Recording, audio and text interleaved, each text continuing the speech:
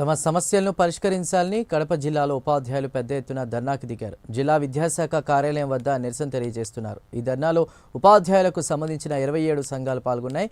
కడప విద్యాశాఖ అధికారిని తమకు వద్దంటూ ఆందోళన చేపట్టారు. ఉపాధ్యాయుల డిమాండ్లపై మా ప్రతినిధి సుధీర్ కుమార్ మరింత సమాచారాన్ని అందిస్తారు. విద్యాశాఖ కార్యాలయం మీద పెద్ద ఎత్తున కూడా ఉపాధ్యాయులందరూ కూడా ధర్నా కార్యక్రమాన్ని కూర్చోవడం జరిగింది. అయితే ముఖ్యంగా చూసుకుంటే కనుక ఇక్కడ పనిచేస్తున్నటువంటి డిఈఓ కూడా ముఖ్యంగా మాకు వద్దంటూ కూడా పెద్ద ఎత్తున ధర్నా కార్యక్రమం కూర్చోవడం జరిగింది. అయితే మనం ఒక్కసారిగా చూసుకుంటే ఇక్కడ దాదాపుగా ఏదైతే ఉపాధ్యాయులకు సంబంధించినటువంటి 27 సంఘాలకు సంబంధించినటువంటి ఉపాధ్యాయులు కూడా పెద్ద ఎత్తున కూడా ఇక్కడ కూర్చొని ఏదైతే ఇక్కడ పనిచేసినటువంటి డిఈఓ కూడా మాకు వద్దంటూ కూడా వాళ్ళ పెద్ద ఎత్తున కూడా ధర్నా కార్యక్రమం చేపట్టడం జరిగింది. అయితే డిఈఓ పూర్తి స్థాయిలో కూడా ఇక్కడ ఉన్నటువంటి ఉపాధ్యాయులు కూడా పెద్ద ఎత్తున వేధిస్తున్నారంటూ కూడా ఆమె వద్దంటూ కూడా ఇప్పుడు ఇక్కడ దాదాపుగా 27 సంఘాలకు సంబంధించినటువంటి ఉపాధ్యాయులు కూడా పెద్ద ఎత్తున ధర్నా కార్యక్రమానికి కూర్చోండి. అయితే ఇదే అంశానికి సంబంధించి మనతో మాట్లాడిన కొంతమంది ఉపాధ్యాయులు అనుకున్నాం, వాళ్ళని అడిగి తెలుసుకున్నాం ఏంటి అసలు ఈ రోజు ఒక్కసారిగా జిల్లాలో ఉన్నటువంటి ఉపాధ్యాయులు కూడా డిఓ కార్యాలయం మీద కూడా ఇంత ధర్నా కార్యక్రమానికి కూర్చోవడం కారణాలు ఏంటి? ఈరోజు కడప జిల్లాలో ఉన్నటువంటి 27 సంఘాల ఐక్యవేదిక ధర్నా నిర్వహిస్తా ఉంది. ముఖ్యంగా కడప జిల్లా డిఓగా యు మీనాక్షి మేడం గారు వచ్చినప్పటి నుండి ఆమె వైఖరి ఉపాధ్యాయుల పట్ల వైఖరి చాలా వివాదాస్పదంగా ఉంది. దుర్భాషలాడుతూ నిజంగా ఆమె మాట్లాడుతూ అని ఉమ్మడం ప్రధాన ఉపాధ్యాయుల మీద. అలాగే నీవు ఈ డిజిటల్ లెసన్ నా కొడుకులు వీళ్ళు అందరిని నామకాన కొడతాం, లక్షల జీతాలు తీసుకుంటారు నా కొడుకులు, ఇది రాస్తున్నారు అనేటువంటిది అది.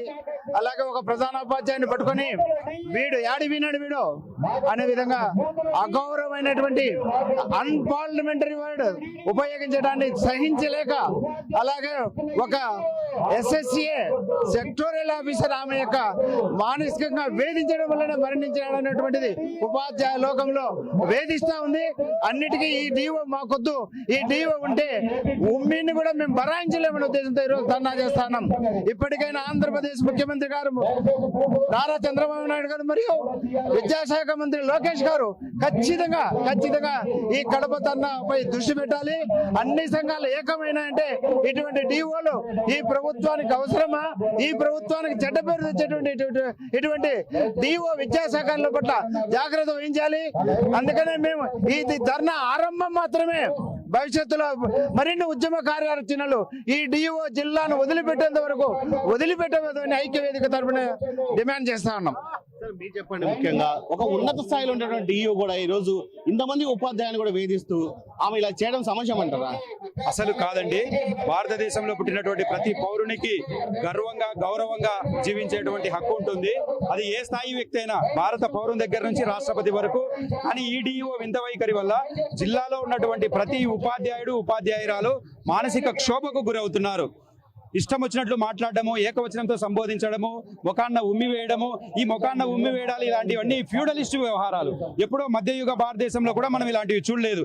ఎప్పుడో రాతి మానవుని కాలంలో చూసినటువంటి వ్యవహారాలన్నీ మా మీద రుద్దడము, అగౌరవంగా మాట్లాడడము, ఇష్టం వచ్చినట్లు దూషించడము, ఉన్నటువంటి ఫోర్స్లో ఉన్నటువంటి నియమ నిబంధనలకు వ్యతిరేకంగా తన ఒక నియమావళిని పెట్టుకొని ఈ విధంగా చేయాలని చెప్పడము, రాష్ట్ర సంచాలకులు ఇచ్చినటువంటి ఉత్తర్వులను బేఖాతారు చేస్తూ నేను ఇవ్వలేదు కదా, డిజిటల్ లెసన్ ప్లాన్లు చల్లవు, మీరంతా వేస్ట్, లక్షల జీతాలు వేస్ట్, ఆమె అంతకంటే ఎక్కువ జీతం తీసుకుంటోంది, ఆమె ఒక బాధ్య అధికారిగా బిహేవ్ చేయకుండా ఏదో తన సొంత స్వరాజ్యమైనట్లు బిహేవ్ చేస్తూ తిట్టడం అనేటువంటిది భావ్యం కాదు. అక్కడికి ఓపిక పట్టాం.